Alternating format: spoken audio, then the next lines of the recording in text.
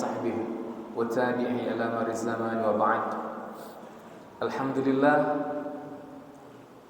kaum muslimin rahimani wa rahimakumullah, Allah takdirkan kita berjumpa dengan bulan Ramadan. Bahkan tidak terasa sudah menginjak di hari ke-10. Kalau saudara-saudara kita di Malaysia, mereka baru hari ke-9. Nah, alhamdulillah kita sudah hari ke-10. Tak terasa. Mudah-mudahan paling tidak sudah terbentuk kebiasaan dalam diri kita bahwasanya puasa lebih dari 1 hari itu biasa saja. Maka harapannya selepas dari Ramadan, mari kita sempurnakan dengan puasa 6 hari di bulan Syawal. Lalu kemudian setelahnya nanti kita rutinkan dengan puasa Senin Kemis dan terutama puasa Ayyam Bid di tanggal 13, 14, 15 setiap bulannya.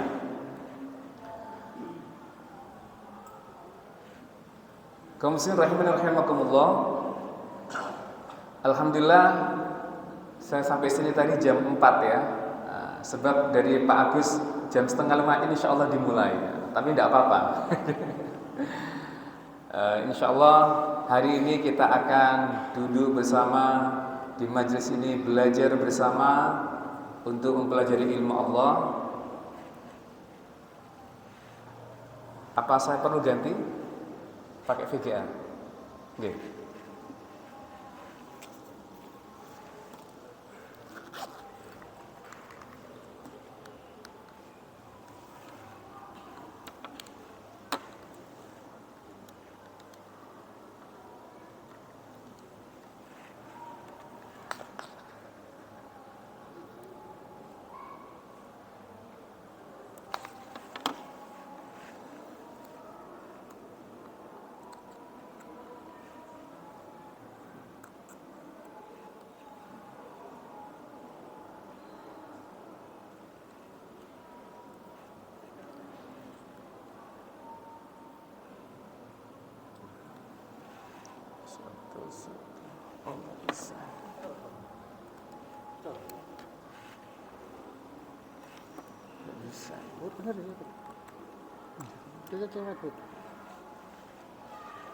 Harus tadi dipasang duluan.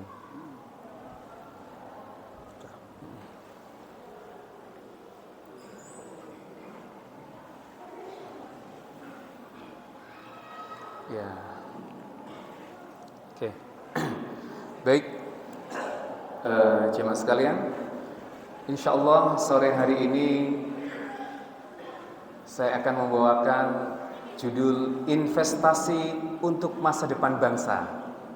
Tanda tanya. Artinya investasi apa yang patut kita berikan untuk menghadirkan kegemilangan, kecermelangan untuk bangsa kita Indonesia.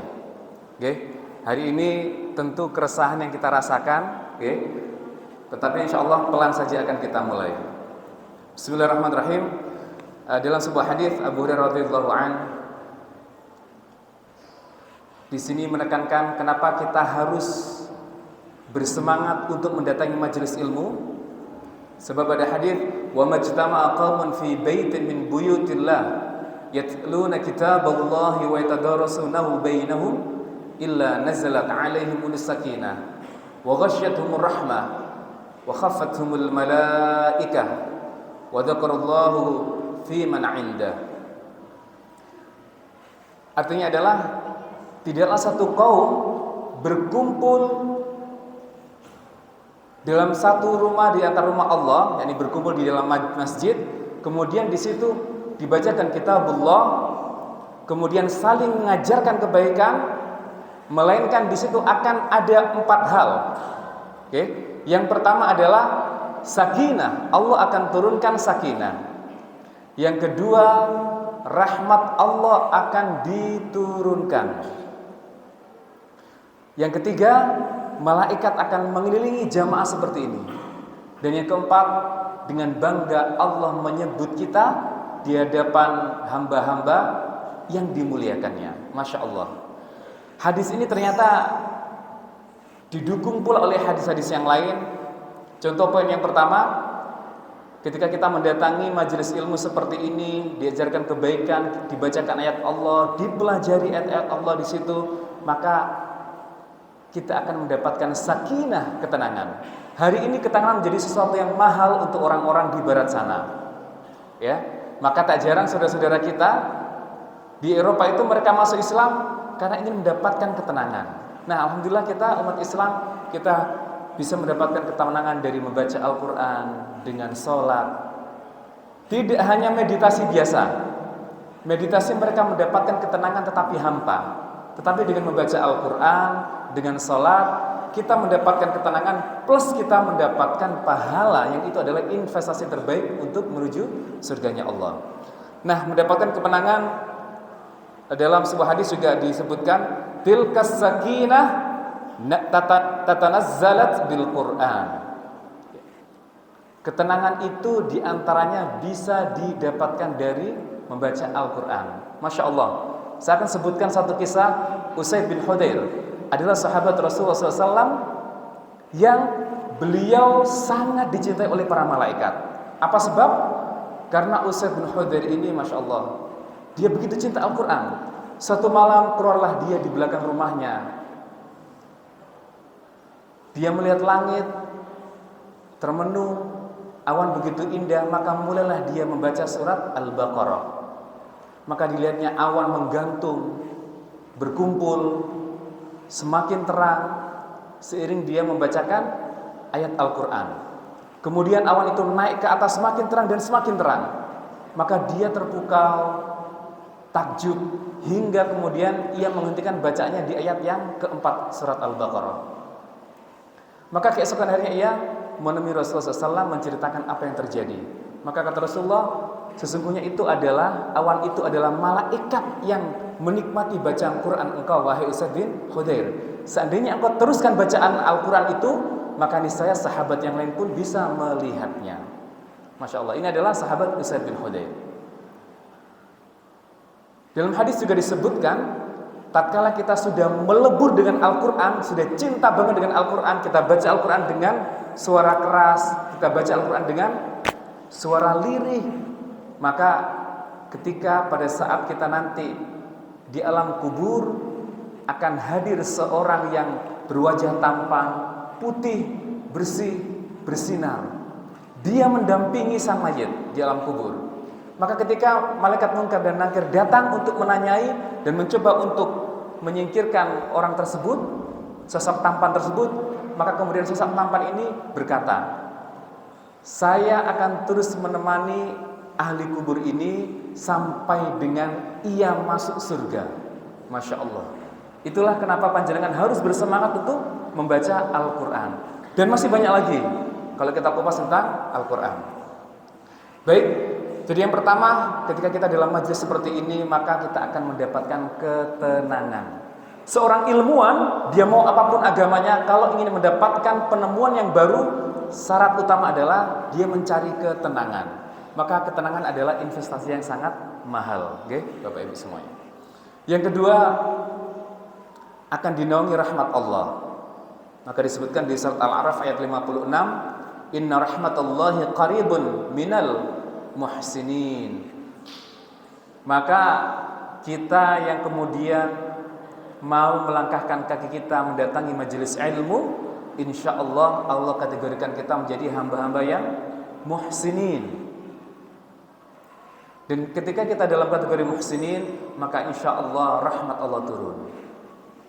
Kemudian dalam hadis lain, hadis Salman, saat itu ada yang berzikir kepada Allah, lantas Nabi Shallallahu Alaihi Wasallam bersabda, "Ma kuntum taqulun?" Apa yang kalian ucapkan, wahai para sahabat? Fa inni ra'aitu rahmah tanzilu alaikum, karena sesungguhnya aku melihat rahmat itu turun di atas kalian. Fa ahbabtu an usyarikakum fiha, maka aku senang sekali untuk bisa bergabung bersama kalian. Masya Allah. Jadi seandainya hari ini Rasulullah juga ada, maka beliau akan senang sekali untuk bergabung bersama kita di dalam majelis ilmu seperti ini. Kemudian fadilah yang ketiga ketika kita mendatangi majelis ilmu seperti ini adalah malaikat akan mengelilingi majelis ilmu. Disebutkan wa innal malaikata laqabu ajnihataha ridon li talibil ilm, bahwa para malaikat akan meletakkan sayap-sayap mereka ridho pada penuntut ilmu. Artinya para malaikat ini sangat suka, sangat menghormati kepada para penuntut ilmu. Itu kenapa mau berapapun usia kita, bersemangatlah ketika ada seruan untuk menuntut ilmu, terlebih untuk mempelajari ilmu Allah. Kemudian yang keempat, fadilahnya adalah akan disebut-sebut oleh Allah di sisi makhluk yang mulia. Dari Abu Hurairah radhiyallahu an, Nabi sallallahu alaihi wasallam bersabda, aku sesuai dengan prasangka hambaku, ana inda dhanni 'abdi wa ana ma'ahu, dan aku bersamanya hina yadhkuruni fa in dzakarani fi nafsi. Aku bersamanya ketika aku sesuai prasangka hambaku, dan aku bersamanya kala ia mengingatku. Fa in dzakarani fi nafsihi dzakartuhu fi nafsi. Dan jika ia mengingat saya dalam dirinya, maka aku pun akan mengingatnya dalam diriku. Wa in dzakarani fi mala'in dzakartuhu fi mala'in khairin minhu. Dan jika ia mengingatku di satu kumpulan, maka aku akan menyebut-nyebutnya di kumpulan yang lebih daripada itu. Ini sebagai penekanan dari apa yang disebutkan dalam hadis tadi, bahwasanya Allah akan menyebut para penuntut ilmu dengan bangga di hadapan hamba-hamba yang dicintainya, yang dimuliakannya. Ya, wa dzakarahumullahu fi man 'indah. Kaum muslimin rahimani wa rahimakumullah, dari sini kemudian kita dapat simpulkan, kalau kita bandingkan ahli ibadah dengan ahli ilmu, porsinya adalah, kata Rasulullah, tinggi pada ahli ilmu. Sebab ahli ibadah dia hanya berbuat untuk dirinya sendiri, hablum minallah.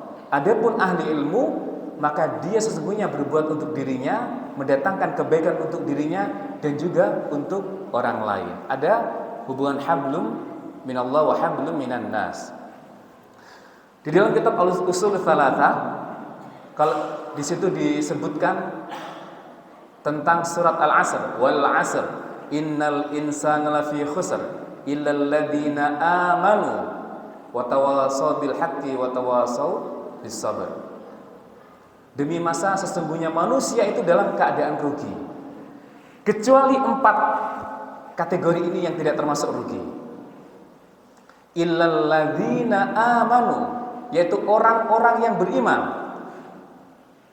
Orang dikatakan beriman ketika dia memiliki bekal ilmu. Iman itu naik dan turun. Naiknya iman itu sebab ada bekal ilmu. Maka di sini dimaknai illal ladzina amanu adalah orang-orang yang berilmu. Maka golongan yang tidak merugi yang pertama adalah al-ilm, mereka yang senantiasa menggerakkan dirinya untuk menuntut ilmu. Kemudian ayat selanjutnya, wa 'amilus shalihat, dan orang-orang yang beramal soleh.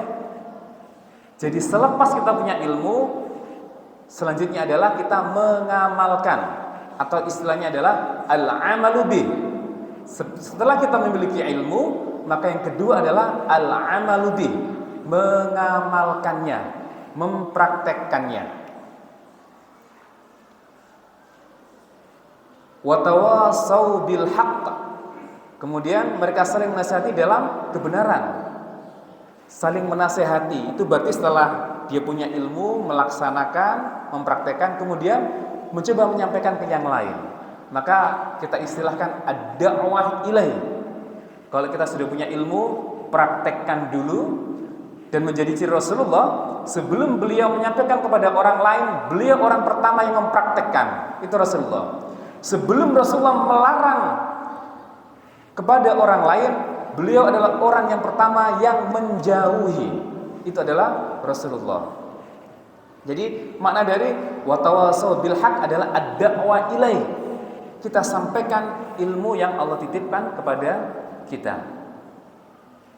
Kemudian yang keempat adalah watawasau bis sabr. Ya, dalam menuntut ilmu, dalam mempraktekkannya, dan terutama dalam menyampaikan, dalam mendakwahkan ilmu itu, tentu ada banyak sekali rintangan-rintangan. Maka tuntutan selanjutnya adalah diminta untuk bersabar. Jadi ini adalah tafsir lain dari surat Al-Asr.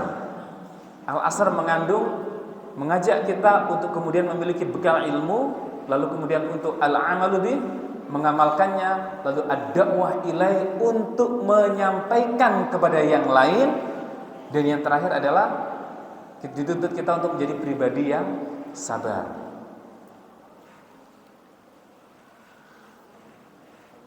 Nah, poin yang ketiga tadi, ad-da'wah ilai, menyampaikan, itu artinya sesungguhnya kita dituntut untuk berperan sebagai seorang guru. Okay? Maka sesuai dengan judul yang pertama tadi saya sampaikan, investasi terbaik apa yang bisa kita berikan untuk terwujudnya bangsa kita di masa yang akan datang? Yang pertama, posisikan diri kita sebagai seorang guru. Saya bacakan hadisnya. Bahwasanya Rasulullah SAW satu ketika masuk ke dalam masjid, di situ ada dua majelis. Yang pertama,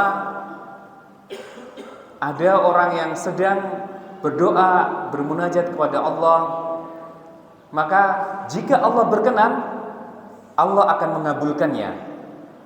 Dan jika tidak, jika Allah belum berkenan, maka akan dicegah. Lalu yang kedua,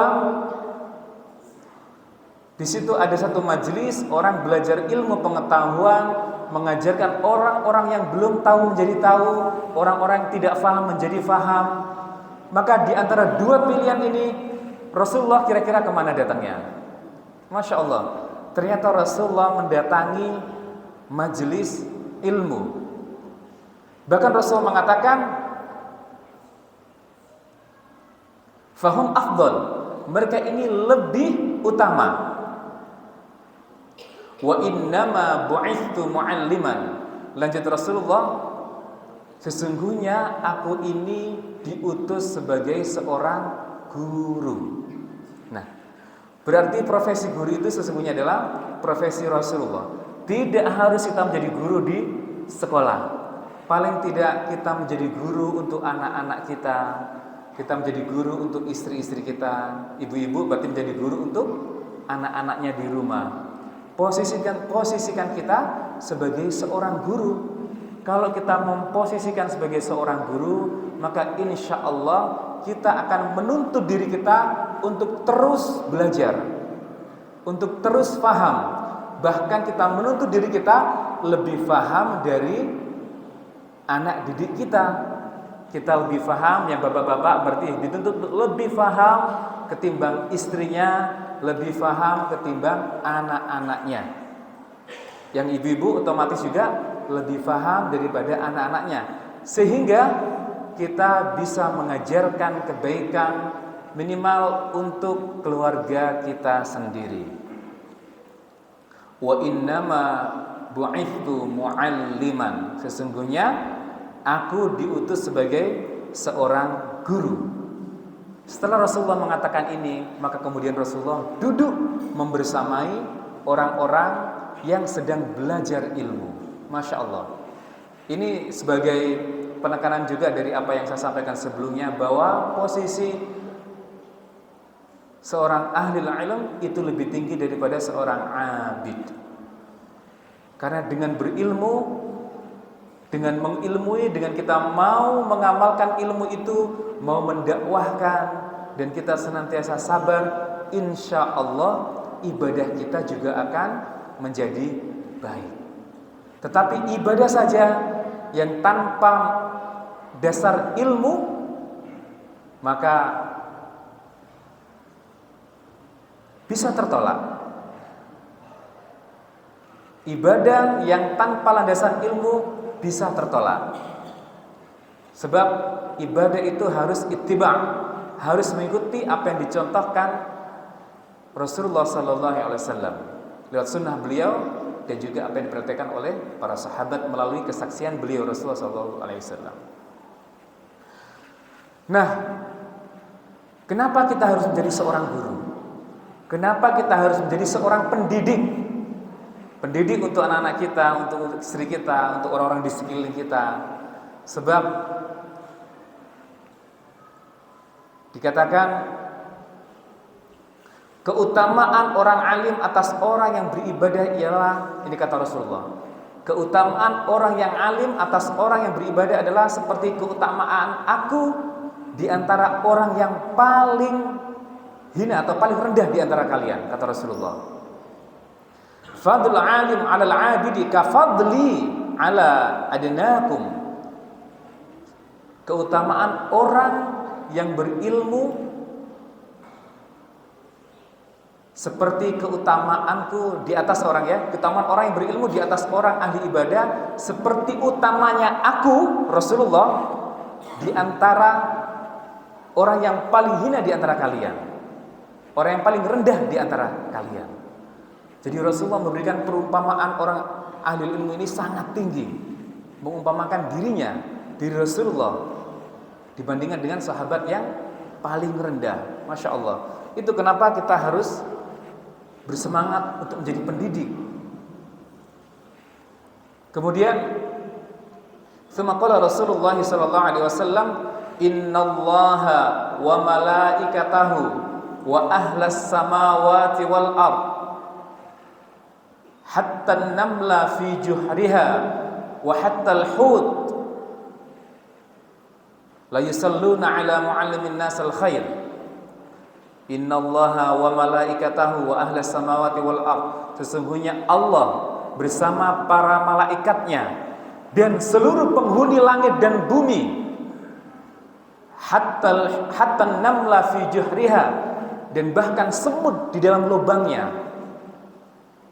wa hatta al-hut, bahkan ikan-ikan yang ada di lautan. Ikan ini semuanya, nggih, seluruh penghuni lautan, mulai dari ikan krustasea jenis kepiting, udang, moluska jenis seperti cumi, oktopus gurita, semuanya.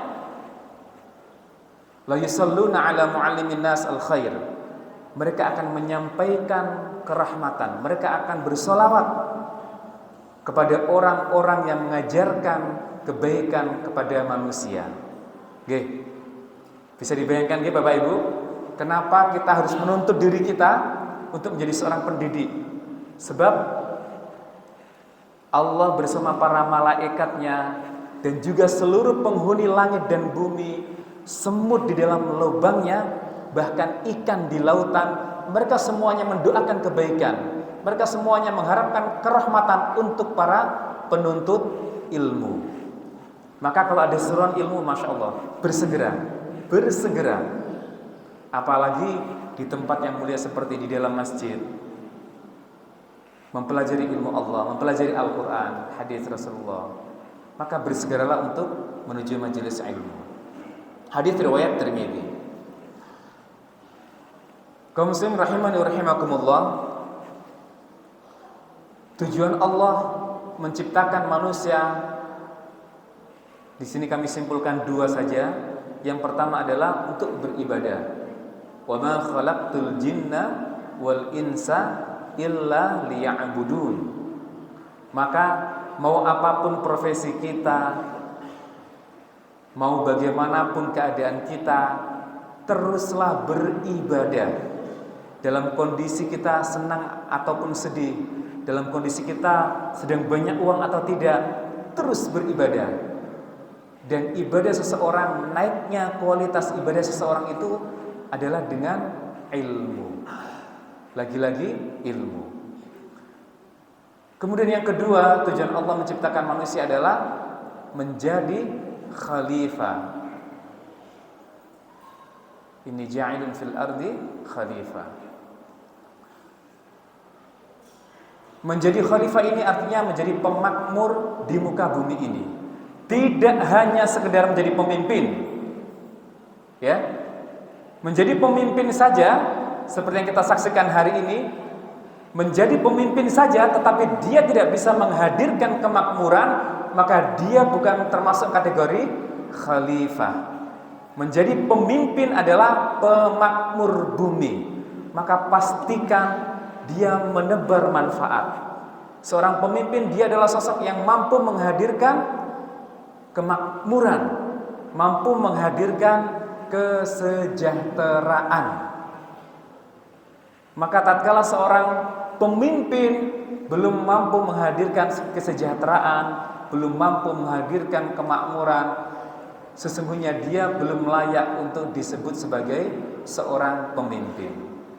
Maka bismillah, dua hal saja ingin saya sampaikan. Yang pertama sudah, jadi mari kita memposisikan diri kita sebagai seorang guru, seorang pendidik, ya, seorang mudarris, ya, seorang muallim, pengajar, mengajarkan orang dari yang tidak tahu menjadi tahu, seorang mudabbir, kita mengajarkan kedisiplinan, kita mengatur kehidupan anak-anak kita dari yang tidak baik menjadi baik, dari yang baik menjadi lebih baik lagi, dan seterusnya.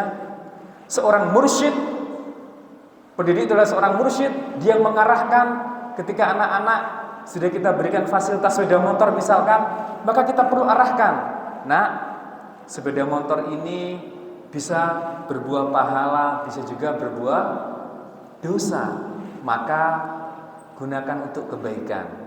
Ada orang, kamu lihat ada orang tua misalkan jalan, dia butuh tumpangan, berhenti, kasih tumpangan. Ini adalah contoh-contoh peran orang tua sebagai mursyid. Dia mengarahkan, memberikan petunjuk. Dan yang tidak kalah pentingnya, seorang pendidik itu juga harus berperan sebagai seorang muaddib, atau dia yang menanamkan adab. Dan inilah yang hari ini sangat terkikis. Okay? Hari ini yang sangat terkikis adalah adab. Kita jumpai banyak orang tua kemudian melaporkan guru gara-gara apa yang dilakukan guru terhadap anaknya.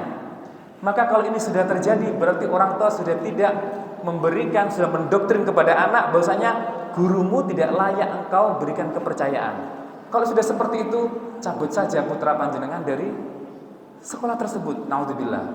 Maka jangan sekali-kali kemudian memberikan contoh adab yang tidak baik kepada anak didik kita, kepada anak-anak kita.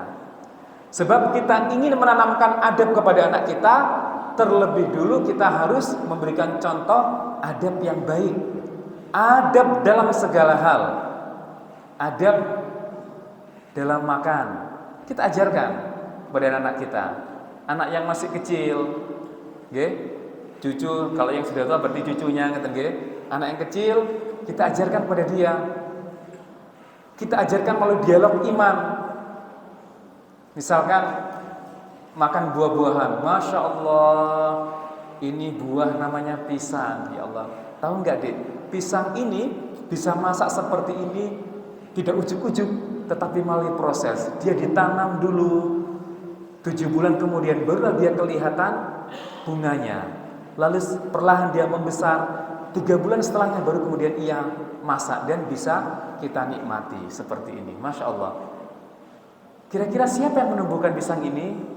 Allah. Nah itu bagian dari dialog iman. Kita juga menghadirkan dialog iman di dalam percakapan kita kepada anak-anak kita. Lalu kemudian selanjutnya, misalkan, nah coba sekarang kamu makan. Makannya pakai tangan kanan apa tangan kiri yang bagus? Misalkan dia tangan kiri. Oke. Rasulullah itu adalah teladan kita. Rasulullah memberikan contoh makan itu dengan tangan kanan. Nah, kita mengajarkan iman kepada Rasulnya. Nah, kita coba berlatih ini, menghadirkan dialog-dialog iman untuk anak-anak kita. Oke? Ya. Bapak Ibu yang dirahmati Allah, jadi banyak hal yang harus kita lakukan, banyak PR yang harus kita lakukan untuk bangsa kita, dan itu dimulai dari diri kita, itu dimulai dari keluarga kita. Oke? Hari ini ramai kasus Pertamina, belum lagi yang lainnya. Saya yakin akarnya satu, sebab akhlak, adab tidak hadir kepada mereka. Maka dari rumah, bismillah, kita niatkan dari rumah kita tanamkan adab. Berharap, optimis, ke depan kita bisa melahirkan generasi yang emas. Sebab Islam pernah dalam generasi yang luar biasa, di puncaknya. Saya mengutip satu ulama yang sangat terkenal, yang kitabnya banyak jadi rujukan umat Islam di Indonesia. Beliau adalah Imam As-Suyuti. Beliau memiliki lebih dari 600 karya. Masya Allah, 600 karya. Berarti bayangkan sehari itu berapa buku yang beliau hasilkan. Kemudian beliau menguasai berbagai macam disiplin ilmu. Berbagai macam. Ini sekaligus mematahkan pemahaman barat bahwasanya orang itu harus spesialis di satu bidang saja. Ya kan? Doktrin barat kita disuruh ahli dalam satu bidang. Ternyata nanti akan saya suguhkan ulama-ulama yang lain. Ulama-ulama dahulu mereka bisa ahli di banyak bidang, tetapi terlebih dahulu mereka selesai dengan Al-Quran. Mereka selesai dulu dengan hadis. Mereka menjadi hafid terlebih dahulu. Dan seorang hafid pada eranya dulu, seorang hafid adalah mereka yang hafal 30 juz Al-Quran, berikut 100.000 hadis, lengkap dengan matan dan rawinya. Itulah seorang hafid. Nah, setelah mereka selesai menjadi seorang hafid, barulah mereka belajar ilmu yang lain, belajar yang lain lagi. Dari situ Allah mudahkan, sebab mengikuti tahapannya. Okay? Imam As-Suyuti, beliau memulai karya ketika usia 21 tahun, ya. Dan karya beliau yang terkenal adalah Tafsir Jalalain, yang banyak digunakan di pesantren-pesantren di Indonesia. Beliau ini disebut sebagai Ibnul Kutub. Kenapa? Karena beliau lahir di tengah tumpukan buku. Masya Allah, ternyata di balik hebatnya seorang Imam As-Suyuti ada seorang ayah yang hebat. Ternyata ayahnya juga berperan sebagai seorang guru. Bahkan sebelum anaknya lahir, ayah dari Imam As-Suyuti ini membelikan buku yang begitu banyak, membuatkan perpustakaan untuk menyambut kelahiran Imam As-Suyuti. Maka ketika Imam As-Suyuti lahir, beliau lahir di tengah tumpukan buku. Maka disebutlah beliau sebagai Ibnul Kutub, anak dari buku. Maka peran ayah di sini sudah nampak bahkan dari sebelum kelahiran bayi.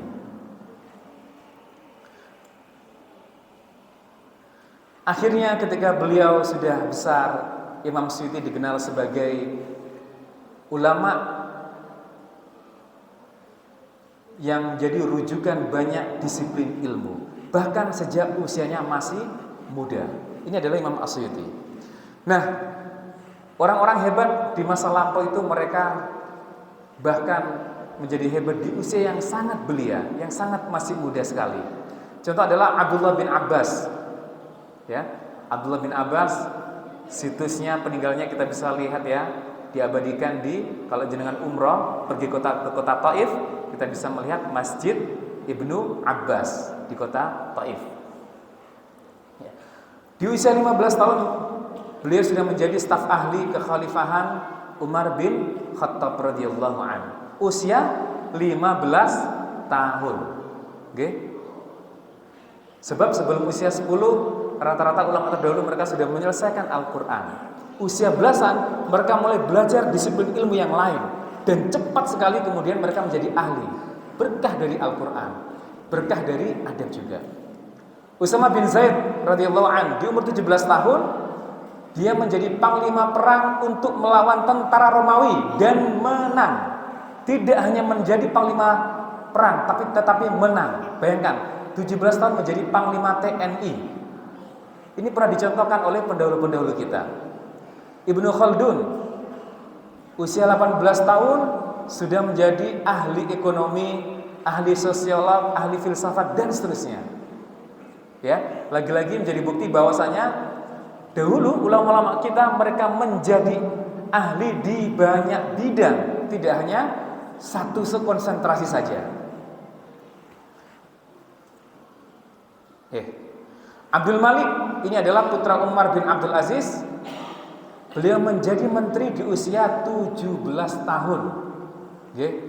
Hari ini orang usia 40 tahun menjadi menteri sudah dibilang menteri muda, padahal sudah sepuh kalau dibandingkan dengan ini. Karena ini usianya masih belasan tahun. Umar bin Abdul Aziz menjadi gubernur di Madinah, berarti ayahnya ayah dari Abdul Malik. Ini usia 20 tahun. Muhammad Al-Fatih dia menjadi sultan di usia 22 tahun. Bahkan dilatih menjadi menteri di usia 14 sampai 16 tahun. Saya lupa antara 14 atau 16 tahun. Tetapi yang menjadi sultan di usia 22 tahun, menjadi pemimpin tertinggi. Dan 2 tahun setelahnya, setelah diangkat menjadi sultan, beliau membebaskan Konstantinopel di usia 24 tahun. Harun ar-Rasyid menjadi khalifah juga di usia 22 tahun. Maka kita sampai pada poin yang kedua, peran apa yang kita bisa hadirkan untuk bangsa kita, untuk masa depan Indonesia yang lebih baik. Yang pertama, posisikan kita sebagai seorang guru, sebagai seorang pendidik, sebagai seorang mudarris, muallim, muaddib, mursyid. Dan yang berikutnya, kita bekalkan adab untuk anak-anak kita. Yang akan saya hadirkan ini mungkin jauh dari pikiran panjenengan semuanya. Adab mungkin sekedar hanya kita duduk rapi tenang, kemudian makan dengan tangan kanan, ketemu orang yang lebih tua kita menundukkan, memberi senyuman, memberi salam. Tetapi bagaimana orang-orang terdahulu mereka mencontohkan adab. Imam Darul Hijrah, yakni Imam Malik rahimahullah, berkata kepada seorang pemuda Quraisy, "Ta'allamul adab qabla an tata'allamal ilm." Pelajarilah adab sebelum engkau mempelajari ilmu. Ini pesan Imam Malik. Imam Malik ini siapa? Gurunya siapa? Gurunya Imam Asy-Syafi'i. Nah, nanti akan kita lihat Imam Asy-Syafi'i juga. Lalu kemudian Abu Ya'qub bin Al-Husain Ar-Razi. Beliau ini dikenal sebagai ulama sufi. Beliau mengatakan, bil adabi tafhamul ilm. Dengan bekal adab, maka Allah akan mudahkan engkau untuk memahami ilmu. Dengan bekal adab, maka Allah akan menurunkan rahmatnya, sehingga kemudian kita atau seseorang dimudahkan dalam memahami ilmu. Bil adabi tafhamul ilm. Dengan adab, maka engkau akan menjadi mudah memahami ilmu. Kemudian Imam Malik berkata, dulu ibuku menyuruhku untuk duduk bermajlis dengan Rabi'ah ibnu Abi Abdurrahman, seorang faqih di kota Madinah. Lalu ibuku berkata, ta'allam min adabi qabla ilmihi. Belajarlah, hai anakku Malik, belajarlah dari adabnya sebelum engkau mempelajari ilmunya. Maka ini banyak dipraktekkan juga di pesantren-pesantren salaf. Saudara-saudara kita mungkin di Nahdlatul Ulama, seringkali ketika mereka mondok Pak Yainya kemudian tidak langsung menyuruhnya untuk ngaji, tapi disuruh untuk membersamai, ambilkan tas saya, ambilkan apa. Dilatih bagaimana pengabdian dia sebagai seorang murid kepada gurunya. Ternyata di situ banyak mendatangkan keberkahan. Saya ada satu cerita. Sahabat saya, dia dulu di pesantren ini kebetulan punya keahlian memasak. Maka sama Pak Yainya dia hanya disuruh memasak saja, ya, bukan berarti tidak ngaji. Ia mengaji, tetapi porsinya lebih banyak ia gunakan untuk memasak, melayani santri-santri yang lain dan juga tamu-tamu dari Pak Yai. Masya Allah, di kemudian hari ternyata Allah takdirkan ia menjadi seorang kiai. Dia memiliki pesantren tahfidz Quran, memiliki 200 lebih santri dan semuanya digratiskan. Dan ia pun dengan fasih membaca kitab kuning, padahal dulunya hanya tukang masak saja ketika di pondok. Inilah berkah dari adab.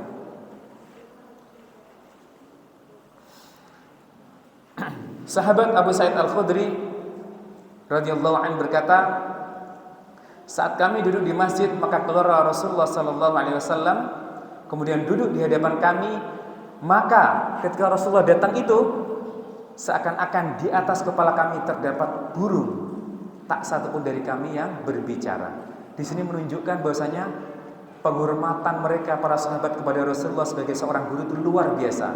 Ketika Rasulullah hadir dalam satu majelis, maka mereka seakan-akan dihinggapi burung, sehingga mereka bahkan tidak menggerakkan kepala mereka. Begitu tenang. Itu dicontohkan oleh para sahabat.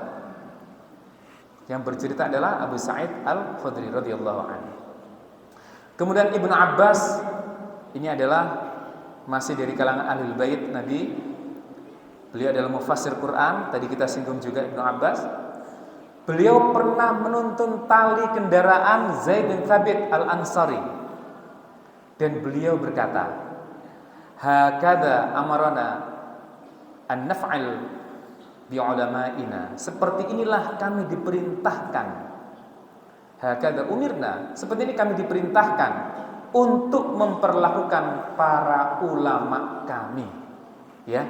Jadi tidak hanya kemudian ulama-ulama dahulu beri contoh, tidak hanya hadir di majelis mendengarkan saja, tetapi termasuk mereka membantu untuk menuntun kendaraannya, membantu istilah kalau bahasa Jawanya nyepakne sandal gitu, dan seterusnya. Hal-hal seperti itu juga dicontohkan oleh para penuntut ilmu di era generasi terbaik, generasi sahabat.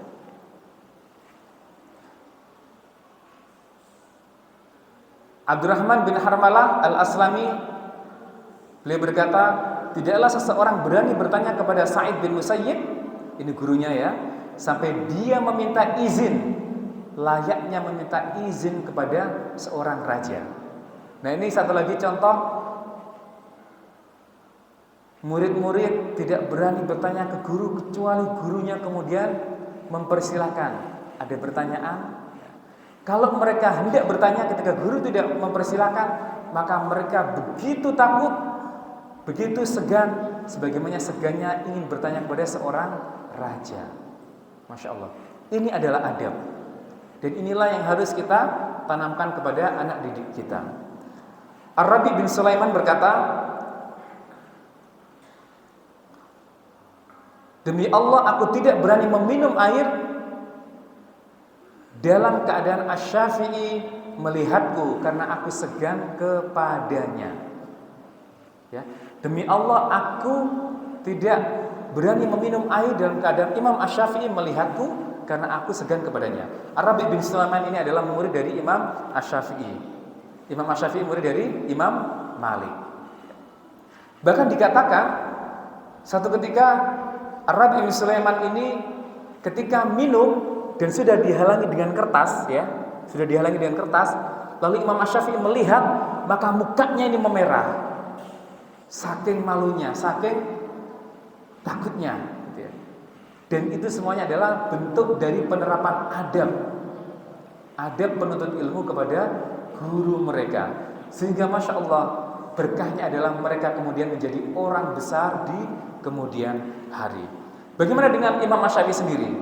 Imam Asy-Syafi'i beliau berkata, dulu aku membolak-balikkan kertas di depan Imam Malik dengan sangat lembut supaya harapan saya ia tidak mendengar.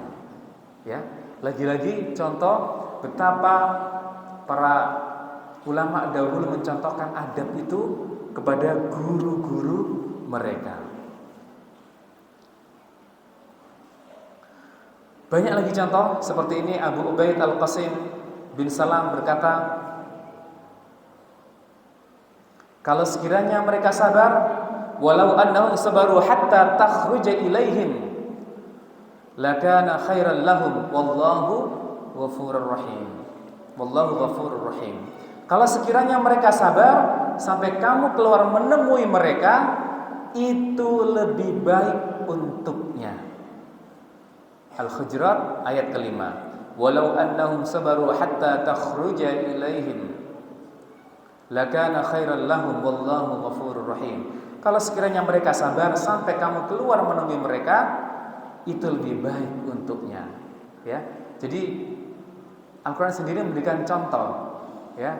Ketika seorang murid datang ke guru, jangan kemudian semena-mena, "Assalamualaikum, Ustaz, Pak Guru," gitu ya. Ya, kalau harus seperti itu paling tidak lebih sopan lagi. "Assalamualaikum, Ustaz, saya siapa namanya? Saya Budi, Ustaz." Nah, gitu kan. Disampaikan dengan nada yang sopan. Insyaallah, ya. Dan juga jemaah kaum muslimin rahimani wa rahimakumullah, ajarkan juga kepada anak-anak kita untuk mendoakan guru-guru mereka. Ya, untuk mendoakan guru-guru mereka. Banyak dari kalangan salaf mereka mengatakan, tidaklah aku mengerjakan salat kecuali aku pasti akan mendoakan kedua orang tuaku dan juga guru-guruku semuanya. Nah, monggo coba introspeksi kepada diri kita masing-masing. Apakah kita sudah mendoakan guru-guru kita dari sejak kita di sekolah TK? Coba saya pengen tanya, kira-kira panjenengan dulu ada sekolah TK enggak, Ge? Sekolah pertama lah, Ge. Yang ada sekolah TK ya silakan nanti jawab. Apakah Anda masih ingat nama guru yang pertama mengajari Anda, baik itu di TK ataupun sekolah awal dulu? Masih ingat? Masih, Ge? Alhamdulillah, meskipun ragu-ragu. Mudah-mudahan masih ingat beneran. Doakan mereka. Kalaupun kemudian tidak ingat, maka cukup sebutkan dalam doa kita. Doakan guru-guru yang pernah mengajari kita baca tulis, yang pernah mengajari kita kedisiplinan, yang pernah mengajari kita baca Al-Quran, pernah mengajari kita kebaikan-kebaikan apapun. Doakan mereka semuanya. Karena ulama salaf mereka mencontohkan, tidaklah aku mengerjakan salat kecuali aku mendoakan untuk orang tuaku dan untuk guru-guruku semuanya. Nah, adab itu bisa didapat dari 3 hal. Ya Allah, ini tinggal berapa menit lagi? 5 menit ya. 5 menit lagi. Oke. Adab itu bisa diajarkan dengan 3 hal. Yang pertama adalah dengan mencintai Nabi Shallallahu Alaihi Wasallam. Dengan apa? Mencintai Nabi Shallallahu Alaihi Wasallam. Dan salah satu cara untuk bisa mencintai Nabi adalah dengan mempelajari sirahnya. Mempelajari apa? Sejarah kehidupan Rasul dari awal lahir sampai beliau meninggal. Yang kedua, dengan cara mencintai ahlul bait, keluarga Rasulullah Sallallahu Alaihi Wasallam. Bagaimana kita mencintai keluarga Rasulullah SAW? Maka teladani kehidupannya. Bagaimana kehidupan istri-istri Rasulullah? Ibu-ibu bisa teladani. Bagaimana kehidupan dari sepupu Rasulullah, menantu Rasulullah, anak Rasulullah, kita bisa teladani. Kemudian yang ketiga, dengan membaca Al-Quran.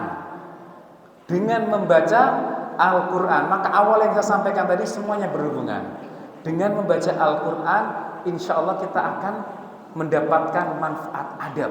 Otomatis adab kita akan naik. Karena akhlaknya Rasulullah adalah karena khuluquhul Quran. Akhlaknya Rasulullah adalah Al-Quran. Fa innama bu'ithtu liutammima makarimal akhlak. Rasulullah diutus untuk menyempurnakan akhlak. Maka jemaah sekalian, nasihat di atas hendaklah menjadi roda yang terus berputar. Mari kita gerakkan hingga berbuah amal, bahkan amal yang berjamaah. Tidak hanya amal sendiri saja.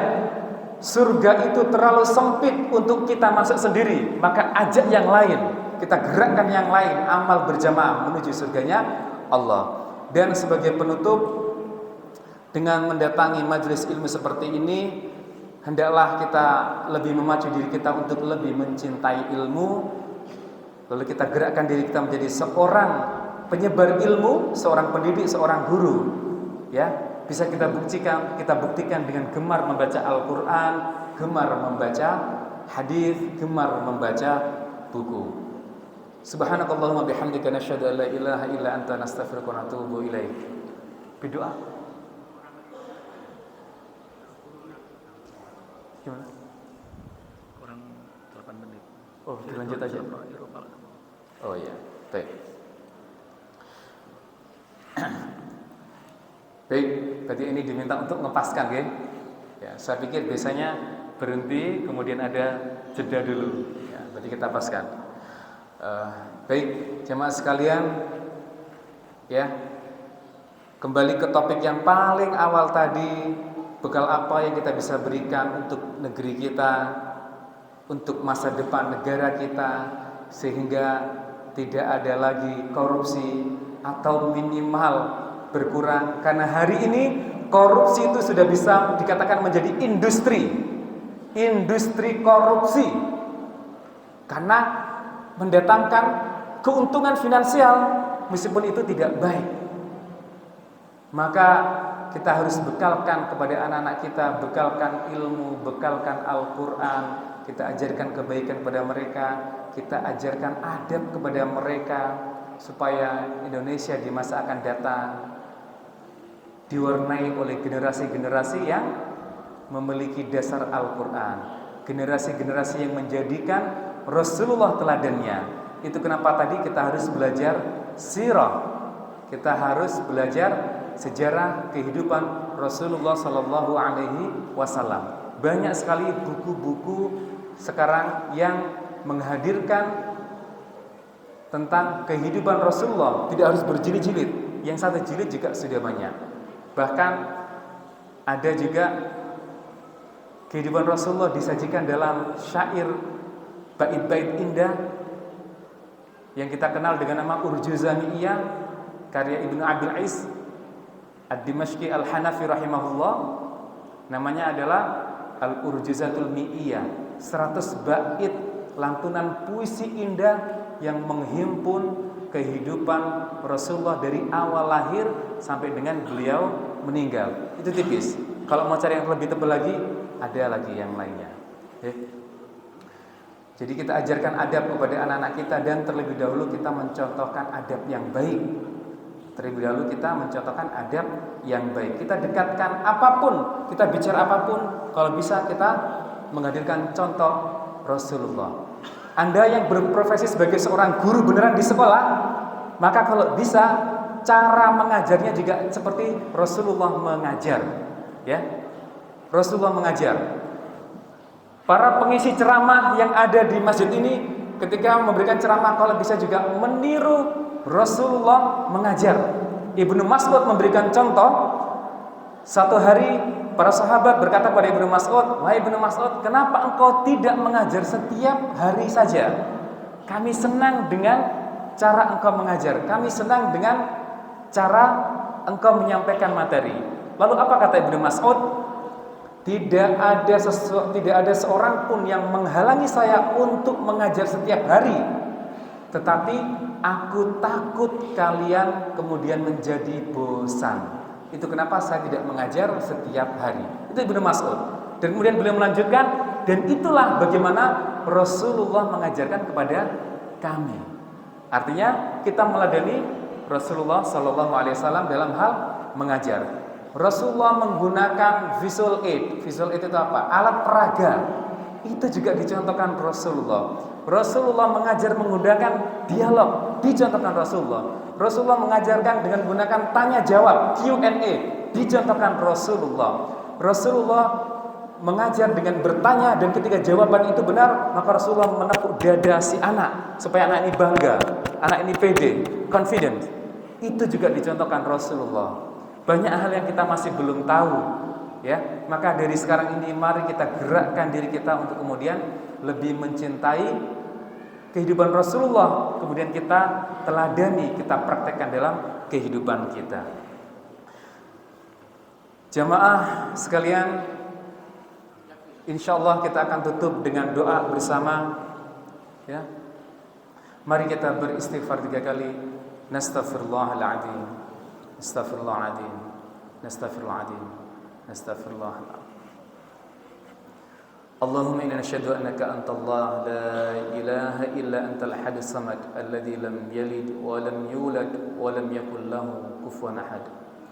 Allahumma a'inna fit tarbiyah wat ta'lim, Allahumma a'inna fil bina wat tanzim, Allahumma ij'alna mujtahidina fit ta'allum, khashi'ina fil ibadah, mukhlisina fil a'mal, mutamassikina bis syari'ah, mura'ina lin nizam, mutakhallikina bi akhlaqil Qur'an.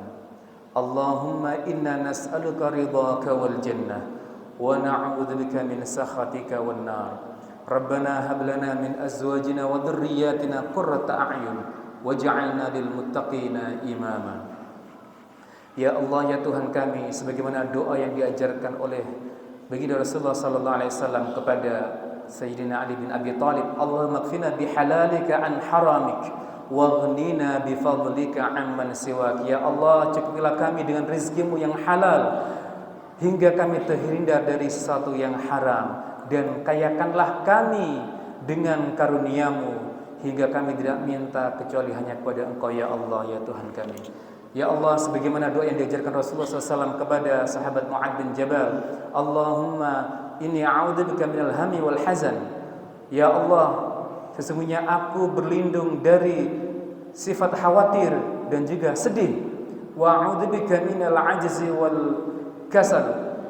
Dan aku berlindung dari sifat lemah dan malas. Wa a'udzubika minal jubni wal bukhl. Dan aku berlindung dari sifat pengecut dan juga bakhil.